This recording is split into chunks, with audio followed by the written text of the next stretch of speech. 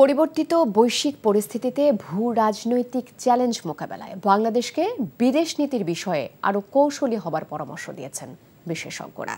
সকালে হাসিনা পরবর্তী বাংলাদেশের জন্য ভূ রাজনৈতিক চ্যালেঞ্জ নিয়ে Bangladesh institute of policy studies BIPS আয়োজিত এক সেমিনারে বক্তারা বলেন, প্রচলিত ব্যবস্থা দিয়ে নতুন প্রজন্মের আকাঙ্ক্ষা পূরণ অসম্ভব।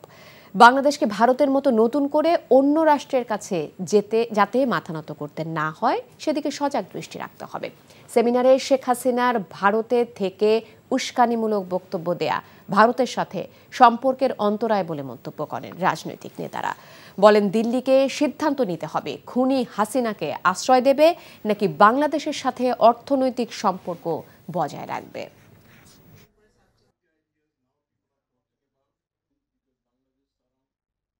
বাংলাদেশকে সত্যিকার অর্থে একটি উন্নয়নশীল দেশে পরিণত করতে হলে ওই হাসিনার মতো ফিকটিশিয়াস ডেটা দিয়ে একটি নকল ডেটা দিয়ে যে আমরা যে LDC-তে যাব, এটাও এখন বাংলাদেশ কিন্তু আরেকটু বিপদের মুখোমুখি হবে এখন। কারণ ওর পুরা সংখ্যাগুলোই ছিল একটা বায়বীয় সংখ্যা।